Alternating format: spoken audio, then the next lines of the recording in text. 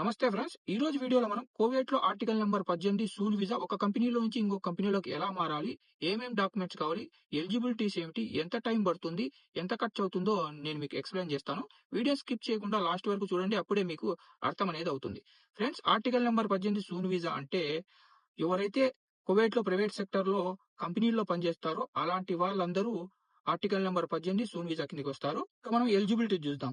Soon వీసాను ఒక కంపెనీలో నుంచి ఇంకో కంపెనీలోకి చేంజ్ చేసుకోవాలంటే మీ అకామా రెసిడెన్సీ పర్మిట్ అనేది వ్యాలిడ్‌లో ఉండాలి. సాధారణంగా మీరు మీ పాత కంపెనీలో 1 సంవత్సరం కంటే ఎక్కువ పనిచేసి ఉండాలి. కొన్ని సిట్యుయేషన్‌లో మీ పాత కంపెనీ గనక ఒప్పుకుంటే మీరు 1 సంవత్సరం కన్నా ముందు స్పాన్సర్‌షిప్ అనేది చేంజ్ చేసుకోవచ్చు. కావాల్సిన డాక్యుమెంట్స్ ఏంటో చూద్దాము. ముందుగా ఎవరైతే చేంజ్ చేసుకోవాలనుకుంటున్నారో వాళ్ళ documents passport copy, civil ID copy, ప్రస్తుతం మీ అకామా కాపీ, పాస్‌పోర్ట్ సైజ్ ఫోటో. అలాగే మీ కొత్త company documents, company trade licence, commercial registration, job offer letter, work contract, visa transfer form అనేవి కావాలి. ఇంకా సూన్ వీసాను మార్చుకోవడం ఎలానో చూద్దాము. ముందుగా మీరు మీ కొత్త కంపెనీ దగ్గర నుంచి జాబ్ ఆఫర్ లెటర్ తీసుకోవాలి. అది రిటర్న్‌లో ఉండాలి. వాళ్ళు మీ వీసాను ట్రాన్స్‌ఫర్ చేయడానికి రెడీగా ఉండాలి. ఇంకా అలాగే మెయిన్ పాయింట్, మీ పాత కంపెనీ మీ వీసా ట్రాన్స్‌ఫర్‌కు రిలీజ్ పేపర్, ఎన్ఓసి అనేది ఖచ్చితంగా ఇవ్వాలి. ఎన్ఓసి లేకుండా స్పాన్సర్‌షిప్ అనేది చేంజ్ అనేది కాదు. ఒకవేళ కొన్ని సిట్యుయేషన్‌లో మీ పాత కంపెనీ గనక మీకు సాలరీ లేకపోవడం, లేదంటే కాంట్రాక్ట్‌ను ఫాలో గాకుంటే అలాంటి సిట్యుయేషన్‌లో మీరు ఎన్ఓసి, రిలీజ్ పేపర్ లేకుండా మీ సూన్ వీసాని వేరే కంపెనీలోకి చేంజ్ చేసుకోవచ్చు. ఇంకా అన్ని డాక్యుమెంట్స్ రెడీ అయిన తర్వాత మీ కొత్త కంపెనీ అన్ని డాక్యుమెంట్స్ తీసుకొని release letter, contract ministry of లేబర్‌లో సబ్మిట్ చేస్తుంది.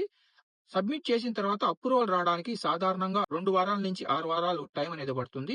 డాక్యుమెంట్స్ అన్నీ కరెక్ట్‌గా గనక ఉంటే ముందుగానే అప్రూవల్ వచ్చే అవకాశాలైతే ఉన్నాయి. ఇంకా అప్రూవల్ వచ్చిన తర్వాత మీ వీసా కొత్త కంపెనీకి మారుతుంది. ఇమిగ్రేషన్ జవదాత్‌లో మీ కొత్త అకామా స్టాంప్ చేస్తారు. ఇంకా ఫీజ్ ఎంత అవుతుందంటే friends, article number 18 transfer fee సాధారణంగా 150 దినార్లు ఉంటుంది. ఇది కేసు మీద, కంపెనీ మీద, పాలసీ మార్పుల మీద ఆధారపడి చేంజ్ అయ్యే అవకాశాలు కూడా ఉన్నాయి. ఫ్రెండ్స్, మీరు ఆర్టికల్ నంబర్ 18 సూన్ వీసాను ఒక కంపెనీలో నుంచి ఇంకో కంపెనీలోకి మార్చుకునే ముందు కొన్ని సూచనలనేవి పాటించాలి. ఏజెంట్లను నమ్మి డబ్బులు ఇవ్వకండి. కంపెనీల ద్వారా మాత్రమే ప్రాసెస్ చేయించండి.